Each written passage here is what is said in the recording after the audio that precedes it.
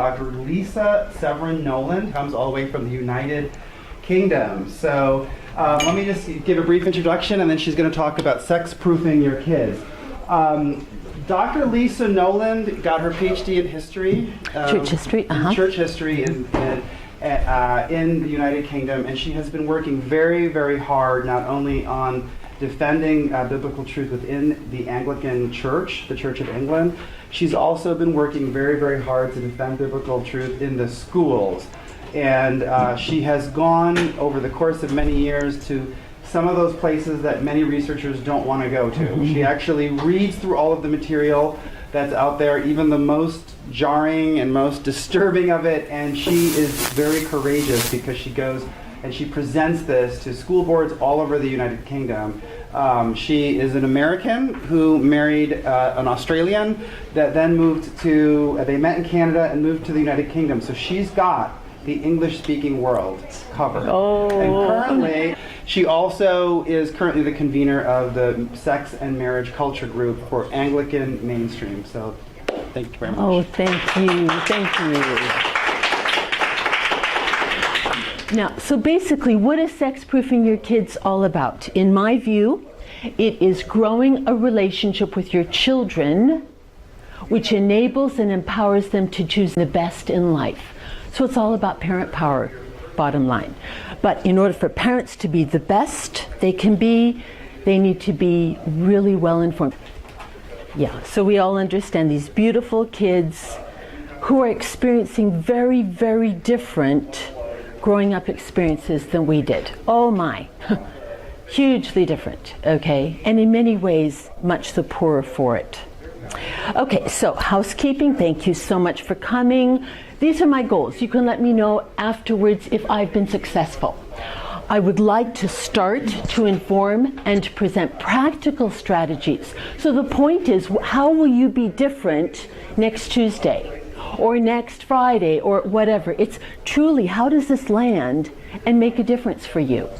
Okay, so of exposure, resistance, reclamation, and restoration. This beautiful mother with her son, the little icon over there, that is my signal, my icon of saying this is a strategy for parents or for concerned aunties, uncles, whatever.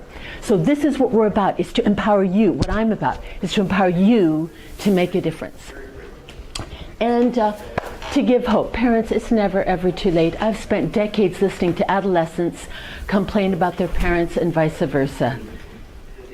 Trust me, the relationship between moms and daughters, sons, and fathers and daughters and sons are way more important than either of you know.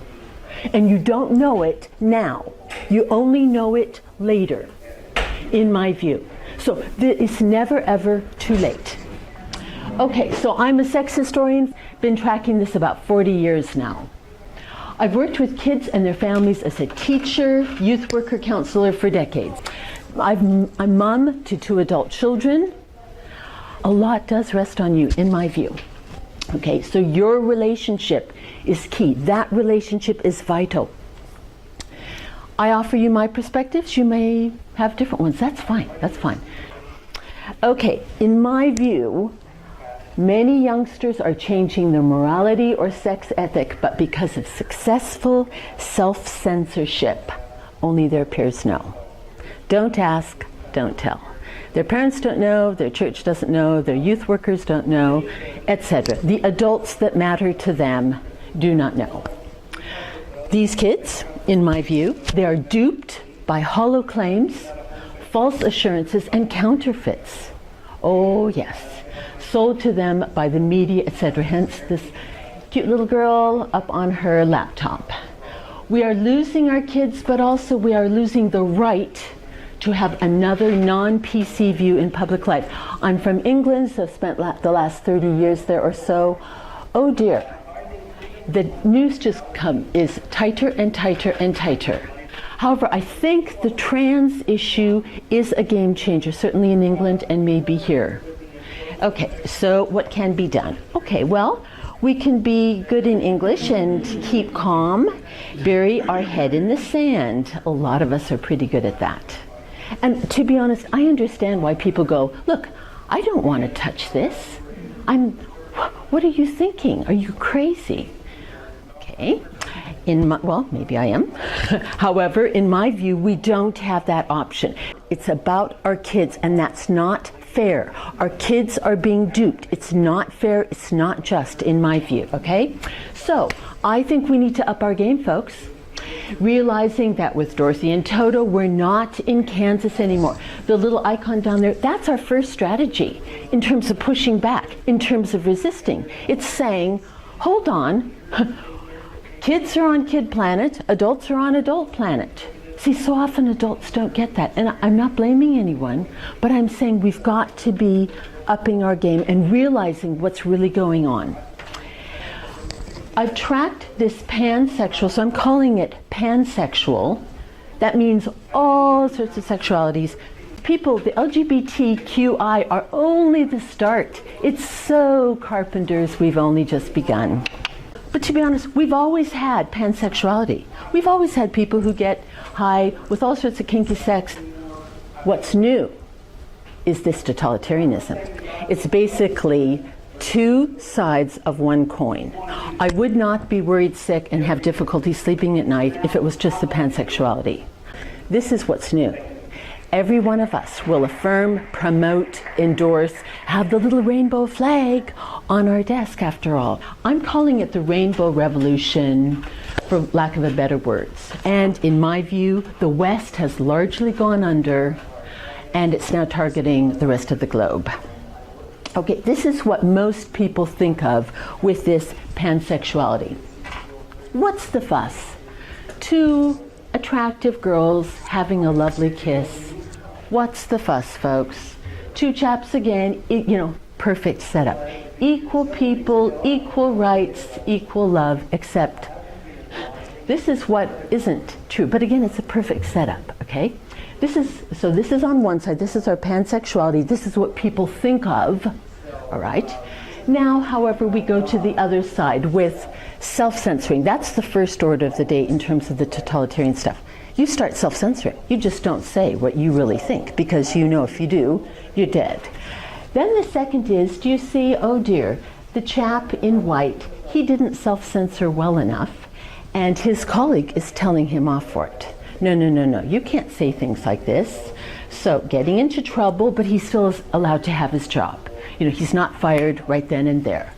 But the third, as Professor Bobby Lopez and I well know, are the types of punitive responses to the chap in white, like you lose your job, like you're fined, etc., etc. Lots of those kinds of situations in the UK as well as here in the US. Okay, now people, this is a very controversial response, but I have publicly argued with gay rights activists, and they hate this. They hate it with a passion. So I'm going, I think this has some real value. The line is, okay, fine, I'm a right-wing bigot, fine, I discriminate, I'm a homophobe, blah, blah, blah, fine, yawn, tell me something I haven't heard a million times. I draw my line here. Guess what? You draw your line there or there or there. Because there are all these other sexualities who are going, me too, please, let me come out. I can hardly wait. And your mainstream human rights campaign, right, says, get the hell back in the closet. We're not ready for you yet. See, the deal is, groups like Human Rights Campaign, they claim to be including all. Oh, no. So if I would like to just go through a few of these. Okay, so we have queer, kinky, yes, so this is Berlin, one of the Pride festivals. Yes, and that is your sadomasochist, bondage, domination, all that. Very, and that's basically an orientation. Some would claim that. This very much is an orientation. So all three of them are sexually active. The women are bi, etc. understanding bestiality and zoophilia. Poor Cody, he claims to be one of the new gays. Being a zoo is like being gay in the 1950s. Poor guy. He basically has loving sexual relationships with horses, mammals, horses and dogs. That's a very common one. So we have bestiality and zoophilia, lots going on there. I'm in love with my son and want to have his baby. That's another. Sexuality, sexual orientation. Here we go. We have what it's like to date your dad from the New York. People, they're coming out. And actually we can make huge traction from this because the official groups go, get back in your closet. Because your coming out says to the rest of the world that we discriminate. And of course they discriminate. Thank you. Here we go. And a couple other really important ones. Pedosexuality is now coming out. Sorry, pedosexuality means you're into kids. And I'll tell you how this happens. Thank you so much. How it happens is when you're 12, 13, 14 years of age, you go, golly, you know what? I'm actually attracted to kids. That's really awful. Oh dear. See, it's basically, it hits when gays, thank you. When oftentimes your LGBT say, this is what I feel like around puberty, early adolescence. Well, your peds are saying the same thing. Oh, thank you so much. That's great. So we have the Telegraph, which is a very classy, mainstream English periodical. Pedophilia is natural and normal for males, so we have that. And also, here we go, our pedosexuality here. I'll get the plug. Oh, okay, fine, thank you. Okay, so again, they do not include these groups. And these groups mostly say just what our official LGBT groups say. Okay, so then we have equality and acceptance. See this. Love is ageless. Isn't that encouraging? Right. The end goal, where all this is heading, in short, is queer. We're all potentially queer, big time. Kids and actual sex. Okay, so my point is, where this is ending, I think we have three big arguments here. One, they discriminate. Two, yes, of course. Everyone draws lines. It's ridiculous to say we just love and include all. Right. Number two, kids. This is targeting children, and many people who don't give a rip about what adults do don't think this is okay. They do not think it's okay for this little chap who's dressed as a girl. This actually just happened in Austin last weekend. Yes, so this is what we're looking at. And then the third thing is it's about sex. So please, folks, just take the gloves off. It's a pain barrier you've got to go through, but our kids are worth it. Because, again, if it was adults just doing adults things, I wouldn't worry so much, but it's our kids. They are after our kids. Okay, and this Toronto Gay Pride, if you have friends in Canada whose children go to the public school, we have, again, to be honest, this is just about sex. This is where the train is heading. Okay, so I call this the Rainbow Revolution. And I call it a religion, because that actually helps people go, oh, you mean it's not just like science or neutral or, oh, no. It's a religion, yes. And it claims to be neutral, compassionate, inclusive, progressive, and based on, quote, science. None of those are true. But that's what everyone believes. Okay. And even more perniciously, it targets youngsters. And that's not fair, because they don't know what they're buying into. Thank you so much. Few know what they're actually letting themselves in for. And that, to me, is not fair. Do you want to hear what the latest from Britain in terms of some of their sex education? This is for children 11, 12. And older. This is what I downloaded. Anyone can download this. The NHS. So this is our main national health group. So this is your endorsed. Yes, this is great stuff. So this is endorsed by the NHS. There are two main groups. You can look it up yourself. I mean, I basically live in cyberspace saying, what are our authorities telling our kids? Because I want to know. Because I want to know if they're telling them what's true or not true. Thank you. All right, rimming. Basically, it's analingus, which is more commonly known as rimming. Involves licking a partner's bumhole. sounds disgusting, but can feel very nice as there are lots of nerve endings there. However, ensure that they have a good personal hygiene, and if you haven't both been tested for STIs, use a dental dam to prevent passing on infections. That's to a child who's 11. And nice, good, decent people go, oh, but we've got to, again, it's a pain barrier. You've got to go through, and you have got to say, this is not good for our children. See, that's in my view the helpful thing to take. I'll read you. Oh dear. Well, okay, I'll read you two more. Fisting. Oh, fisting is very, very popular in gay world, straight world, etc. It's basically the exploration of the anus. Essentially, our kids are being tutored in stuff that is just incredibly appalling, and we just duck. So, fisting. Fisting is the practice of inserting your whole hand inside a partner's vagina or anus. But I will say, they don't do this because if they did this, everyone would have to wear nappies. No, you do this, lots of lube. See, this is what 11-year-olds and older are being told on some of these NHS-endorsed sites. Okay, so lots of lube, and then you insert it up your partner's anus or your vagina.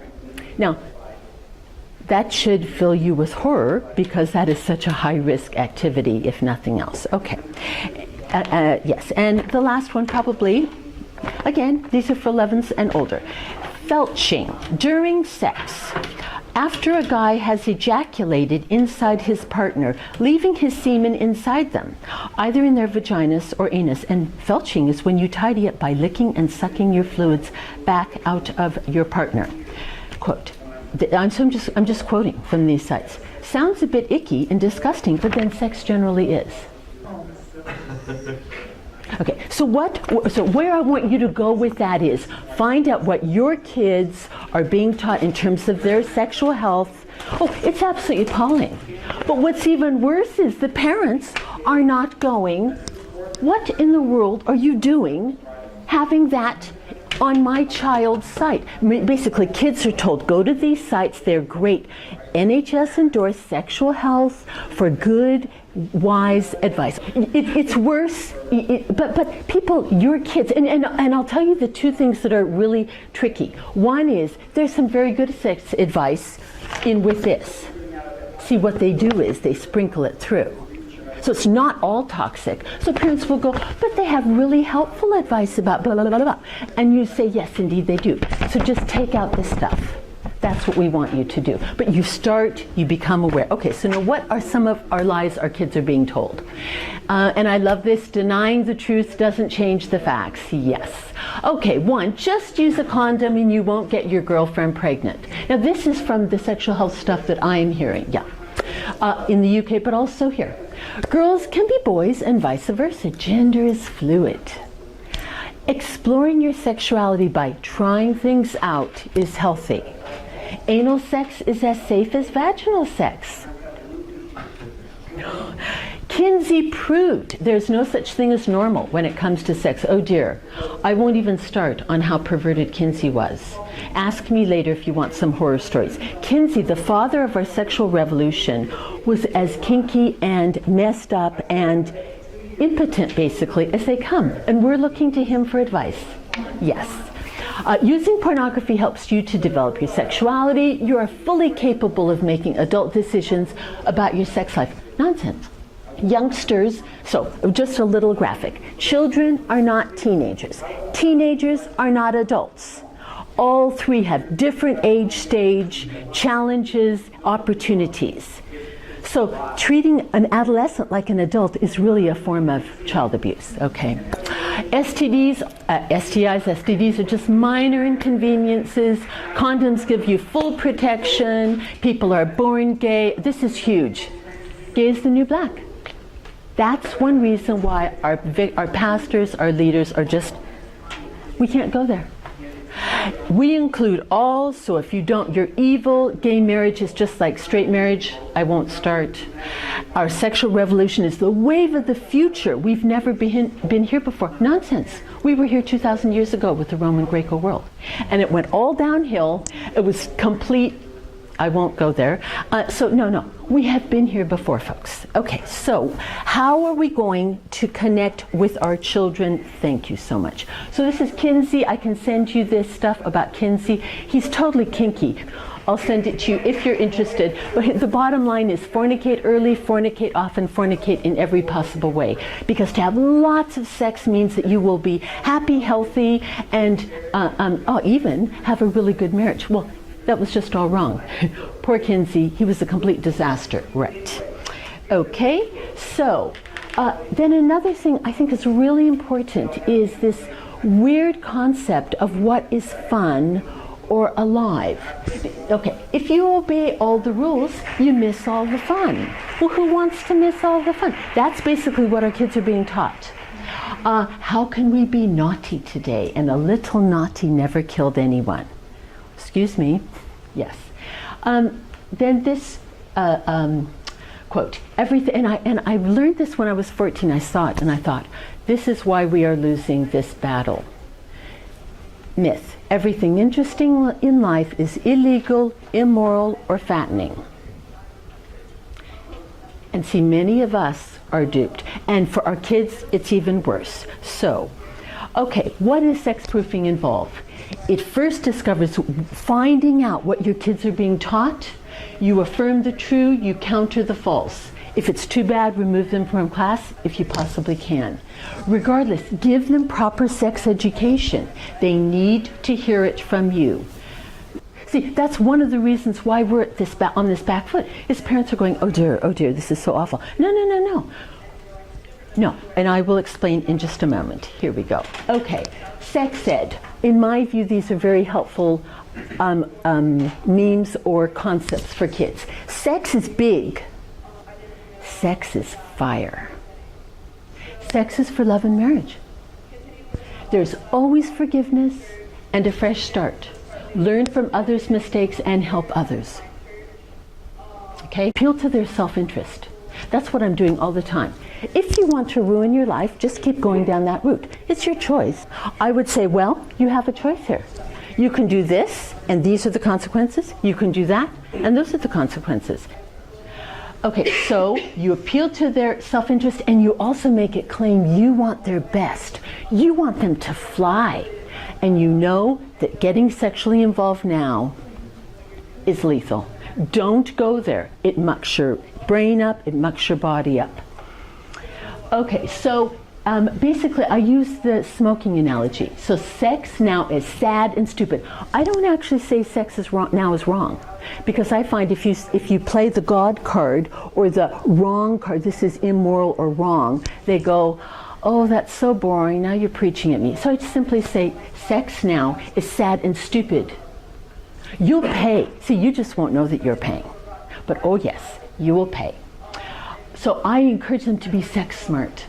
Sex is like smoking, but worse. And this, I think, is really true. One cigarette is not a game changer. See, kids in the UK now, at my school, where I used to teach for many years, or when I was a chaplain there for many years, I've taught in other schools as well. Okay, kids at my school, most recently, they knew that the smart kids knew, don't smoke. That's really stupid.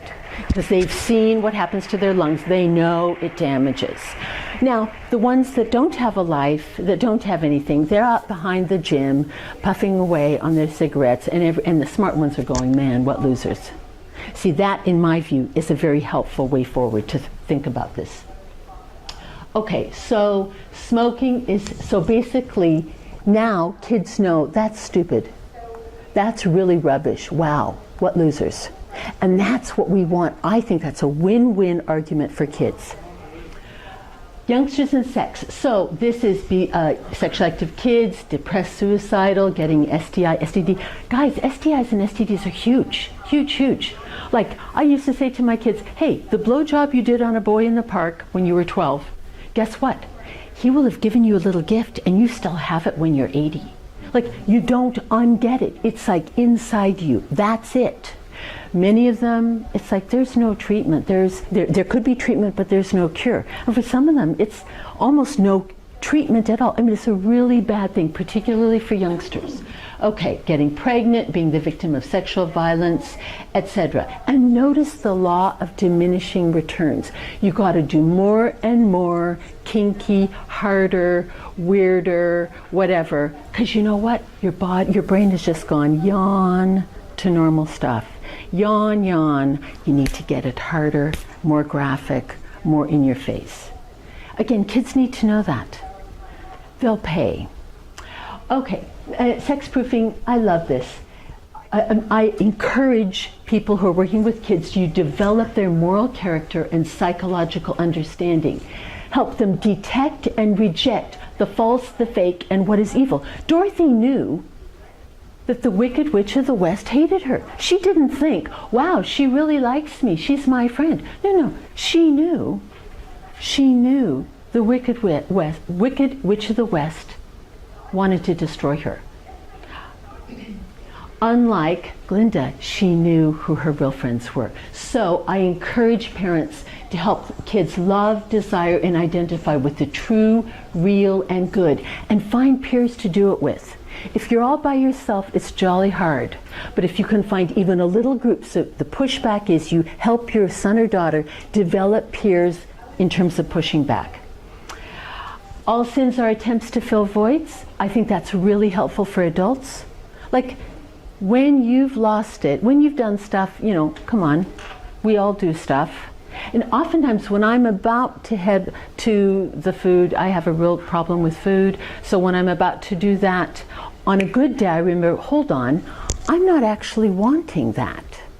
I don't want that other bowl of ice cream or to finish off the cookies or whatever. I'm doing it because I'm feeling something inside me. And that's what kids are doing with sex some of the time. So I think this is a really helpful quote to keep in mind. So then what we're wanting to do is help our kids stop self-sabotaging. And how we do it is by first ourselves. How can we stop self-sabotaging? And then we start talking about this with our kids. Like, hey, I'm learning to do life better. I'm learning to fly. I'm learning to control and turn down the volumes of stuff I don't like in myself, because I'm learning to get a handle on stuff. And that's what you want for your kids. Imaginary evil is romantic and varied. Real evil is gloomy, monotonous, barren, boring. Imaginary good is boring. Real good is always new, marvelous, intoxicating. She was a Jew who was converting to Catholicism when she killed herself during World War II. She saw Hitler, she saw the evil, she saw how Europe was just going into the dark. She couldn't cope, but her insights are very much like C.S. Lewis's insights. See, real good is the best.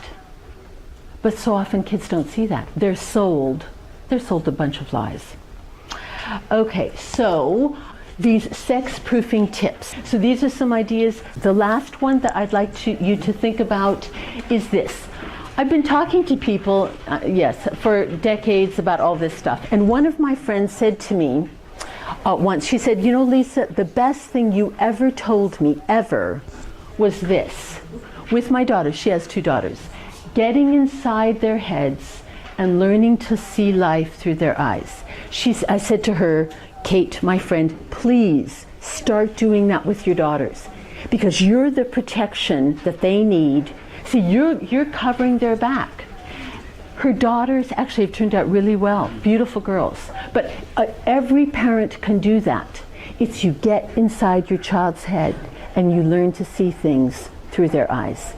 So please, thank you so much. And again, how will you be different next Tuesday, Wednesday, Thursday, Friday? How will you actually be able to be different with your kids? See, that's the point. Not for you to sit here and wonder when lunch is and go, oh, gross, gross. It's like, how will you how will you see your kids differently? That's what we want. We want the best for our kids. Thank you so much. Thank you.